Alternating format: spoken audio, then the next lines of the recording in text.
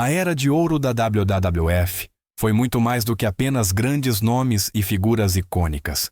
Foi uma época em que a força bruta e a violência real não eram escondidas, mas abertamente celebradas. Cada soco, cada slam parecia real, pesado, intransigente, como se o próprio ringue tremesse sob essa intensidade. Os espectadores sentiam instintivamente que ali não eram apenas papéis sendo interpretados, mas homens se enfrentando, dispostos a dar e receber dor. Naquela época, cada luta parecia uma batalha pela sobrevivência. Nenhuma produção sofisticada, nenhum amortecedor de segurança. Apenas corpo, vontade e agressão desenfreada. Muitos desses wrestlers deixaram marcas profundas na memória dos fãs, porque sua violência não parecia encenada, mas sim real, ameaçadora e, às vezes, até assustadora. Mas quem eram os homens que realmente moldaram essa reputação de brutalidade? Quem fazia até mesmo os colegas nos bastidores sentirem respeito ou medo? É exatamente isso que vamos ver agora, começando com um nome que, até hoje, é considerado o verdadeiro pesadelo da era de ouro da WWF. 1. Haku.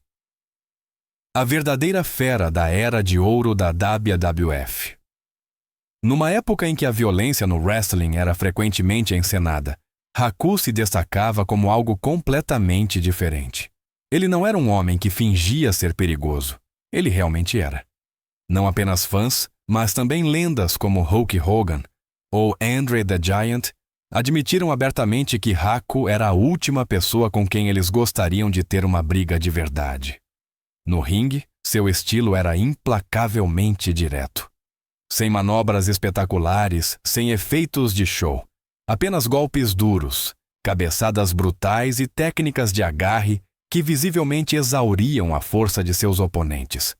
Quando Haku subia entre as cordas, parecia menos um show e mais uma luta pela sobrevivência.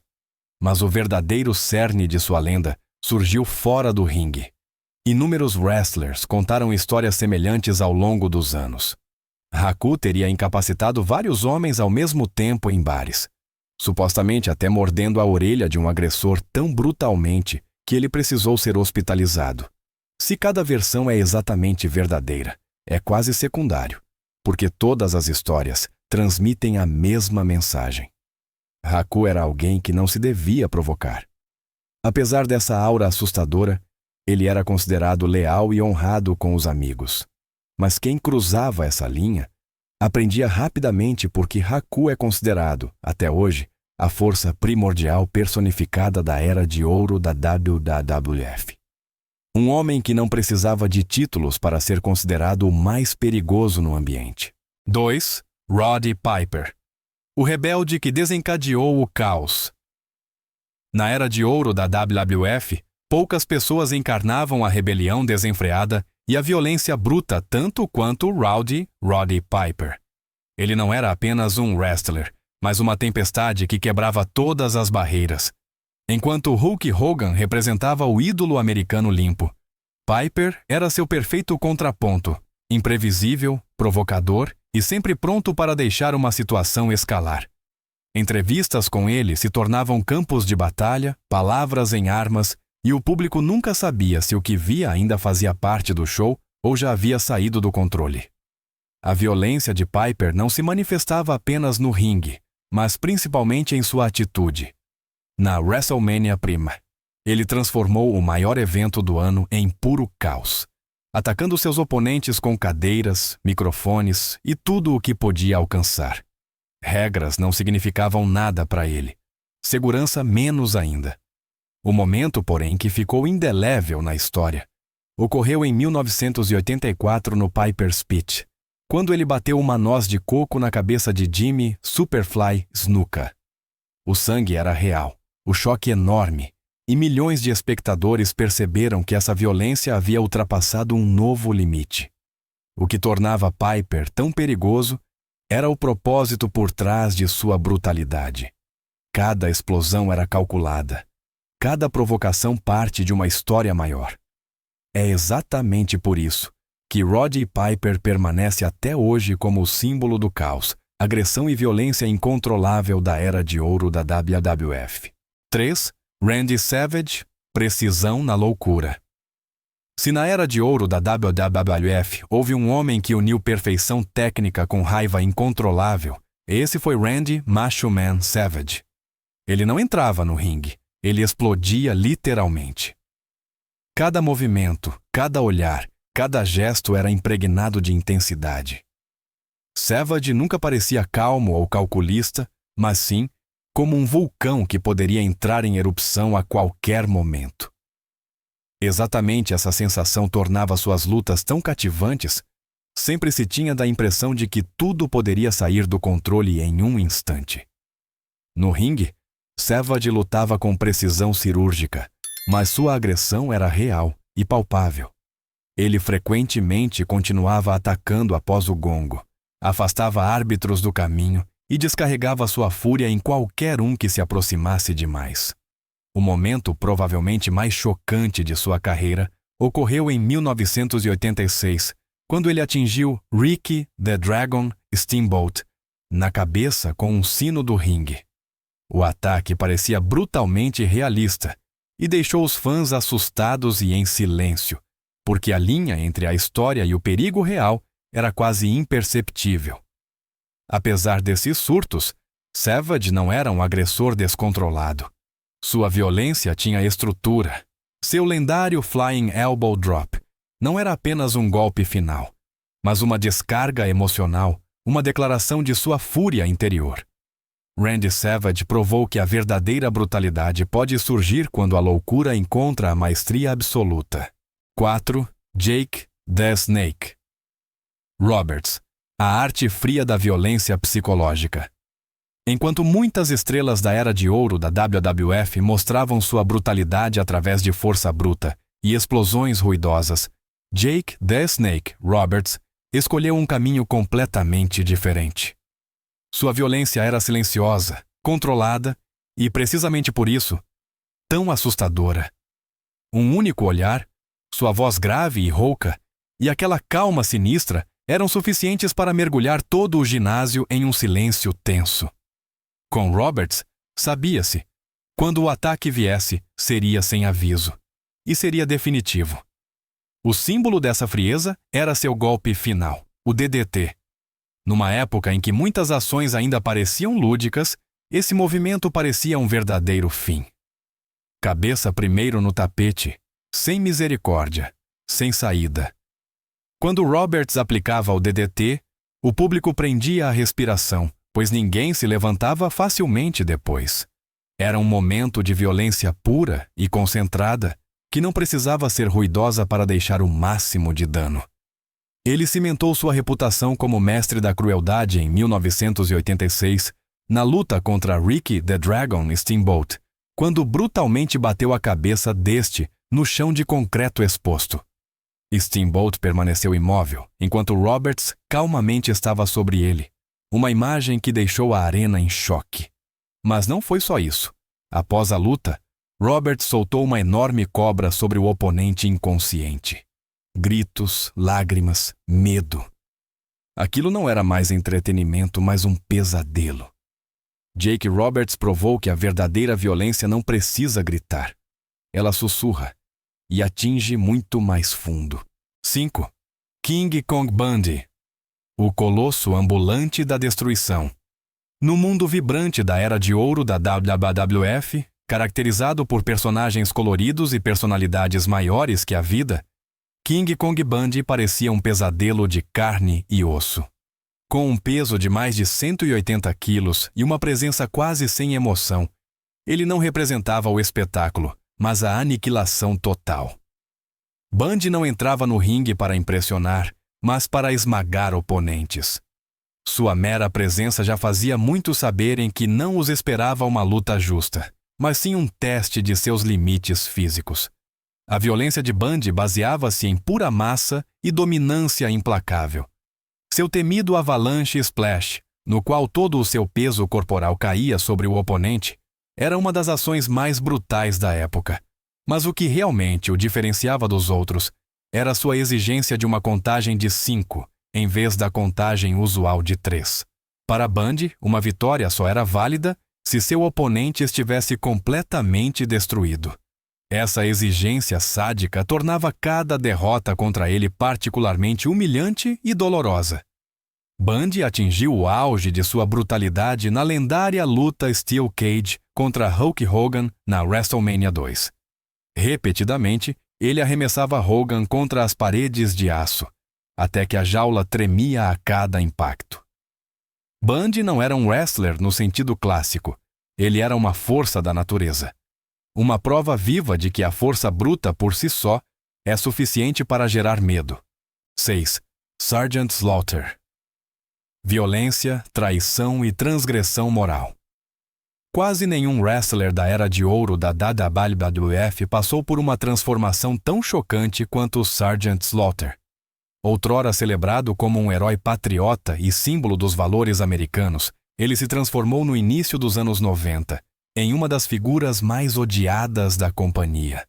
Essa mudança não foi apenas narrativamente corajosa, mas emocionalmente extremamente carregada. Slaughter brincou conscientemente com medos e tensões reais de sua época e trouxe uma forma de violência para o ringue que ia muito além dos ataques físicos. Entre 1990 e 1991, no auge da Guerra do Golfo, Slaughter assumiu o papel de um simpatizante iraquiano. No ringue, ele não lutava para vencer, mas para punir. Com cinturões de couro, mastros de bandeira e objetos de aço, ele atacava seus oponentes sem piedade. Várias lutas tiveram que ser interrompidas devido a sangramentos excessivos, enquanto Slaughter não mostrava nenhum remorso. Seus ataques pareciam metódicos, quase militares, como se estivesse executando uma ordem. O momento que finalmente cimentou seu papel foi a queima da bandeira americana no ringue. Esse ato desencadeou uma fúria total e tornou Slaughter uma das figuras vilãs mais realistas e assustadoras da história da WWF. Sua rivalidade com Hulk Hogan foi menos uma competição esportiva do que uma guerra ideológica que borrou a linha entre o show e a realidade. 7. Andre the Giant. A montanha ambulante da Era de Ouro da WWF. Na Era de Ouro da WWF, havia muitos grandes nomes, mas ninguém se aproximava da presença física de Andre the Giant. Com uma altura de mais de 2,20 metros e um peso de quase 250 quilos, ele parecia menos um homem e mais uma força da natureza. Cada passo fazia o ringue tremer. Cada golpe tinha uma força que não podia ser encenada. Para muitos wrestlers, foi um choque enfrentá-lo pela primeira vez, pois mesmo profissionais experientes sentiam imediatamente que a força de André era real. Quando André se tornou vilão em 1987, ele mostrou um lado ainda mais sombrio. Sem emoção, sem hesitação, ele estrangulava seus oponentes com suas mãos enormes, pisava em seus peitos e os apertava sob seu peso colossal, até que eles literalmente ficassem sem ar. Inúmeros wrestlers relataram mais tarde que a dor sob André não era encenada. Quem estava sob ele não lutava pela vitória, mas para conseguir respirar novamente. O lendário momento na WrestleMania 3 contra Hulk Hogan é frequentemente lembrado pelo Body Slam de Hogan, mas a verdadeira brutalidade dessa luta veio de André. Cada empurrão, cada cabeçada mostrava sua superioridade destrutiva. Andre the Giant não era apenas um wrestler. Ele era uma montanha viva e a personificação da violência bruta e instintiva daquela época. 8. Don Muraco. A agressão bruta. Sem compromisso. Enquanto muitas estrelas da Era de Ouro da WWF trabalhavam com grandes gestos e aparições carismáticas, Don The Magnificent Muraco apostava em algo completamente diferente. Violência pura e sem rodeios. Ele não precisava de teatralidade nem do sorriso do público. Para Muraco, contava apenas um objetivo: acertar o oponente tão forte que não restasse dúvida sobre o resultado da luta. Suas lutas frequentemente pareciam menos encontros esportivos e mais confrontos abertos, onde a consideração não tinha lugar. O estilo de Muraco era direto e impiedoso. Ele frequentemente começava as lutas com golpes pesados, batia cabeças em postes do ringue ou arremessava seus oponentes brutalmente sobre as cordas. Especialmente temido era seu pile driver, que ele usava sem hesitação mesmo fora do ringue, em madeira ou concreto. Essas ações deixavam o público assustado e atento, pois pareciam perigosamente reais e quebravam com a imagem familiar que a WWF ainda tentava manter na época.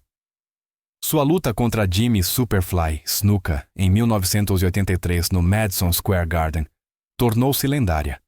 Sangue tingia o tapete, as cordas ficavam ensopadas de vermelho e os fãs estavam entre o choque e a empolgação. Muraco não queria apenas vencer, ele queria destruir. Exatamente essa dureza intransigente o tornou uma das figuras mais brutais da era de ouro da WWF. 9. The Warlord. A máquina de guerra humana do final dos anos 80. Quando se falava de pura força física na era de ouro da WWF, o nome The Warlord era mencionado com particular ênfase. Ele não era um homem de muitas palavras, nem um personagem para longas promos. The Warlord representava a brutalidade mecânica, um corpo que parecia uma fortaleza e que parecia ter sido criado unicamente para quebrar outros. Ombros largos, um olhar vazio e uma presença quase sem emoção o tornavam uma figura que espalhava medo antes mesmo do primeiro golpe. Seu estilo de wrestling não conhecia elegância, apenas superioridade. Slams faziam o ringue tremer. Arremessos jogavam os oponentes como corpos sem vida pelo ar. Especialmente temido era seu Full Nelson, um golpe que rapidamente ganhou a reputação de armadilha mortal. Quem era pego nele sentia a pressão no pescoço e nos ombros aumentar cada vez mais. Muitos oponentes relataram mais tarde que parecia que seus ossos iriam ceder a qualquer momento. The Warlord se movia no ringue como uma arma programada, sem hesitação, sem piedade, apenas força bruta. Mesmo que grandes títulos lhe fossem negados, sua impressão permaneceu duradoura. Ele incorporou uma época em que músculos e violência dominavam a WWF, e em que um único movimento podia ser suficiente para silenciar uma arena inteira. 10. Legion of Doom. 2 guerreiros, um campo de batalha. Quando se trata de pura dureza e presença assustadora na era de ouro da WWF, não se pode ignorar a Legion of Doom. Hawk e Animal não pareciam wrestlers comuns, mas sim 2 guerreiros de outro mundo. Com suas ombreiras cheias de espinhos, a pintura de guerra no rosto e aquele olhar flamejante, eles entravam no ringue não para entreter, mas para devastar. Sua entrada já mudava o clima, pois todos sabiam. Agora não começa uma luta, mas uma batalha. No ringue, eles só conheciam o avanço. Seus clotheslines atingiam com uma força que jogava os oponentes literalmente pelo ar. Seus tackles pareciam colisões com um trem em movimento. Hawk e Animal lutavam rápido, duro e sem pausa. Cada ataque era preciso e ao mesmo tempo brutal, de modo que seus oponentes mal tinham tempo para respirar. O ápice de seu poder de destruição era o lendário Doomsday Device, onde Animal levantava o oponente nos ombros, enquanto Hawk saltava com força total da corda superior. O impacto parecia assustadoramente real e regularmente causava reações aterrorizadas na plateia. A Legion of Doom não precisava de longos discursos nem de enredos complicados. Sua violência falava por si. Cada luta de duplas com eles parecia um campo de batalha, crua, intensa e implacável. Hawk e Animal permanecem até hoje como o símbolo de quão brutal e intransigente a era de ouro da WWF realmente foi. Esses 10 nomes representam uma época em que o wrestling ainda parecia perigoso e a violência não era apenas encenada, mas parecia real. A era de ouro da WWF foi uma época em que a dor, o medo e a força bruta dominavam o ringue e criaram lendas que são discutidas até hoje. Mas qual desses homens foi o mais brutal de todos para você? E uma era como essa ainda poderia existir hoje? Se você gostou deste vídeo, não se esqueça de curtir, assinar o canal e compartilhar sua opinião nos comentários.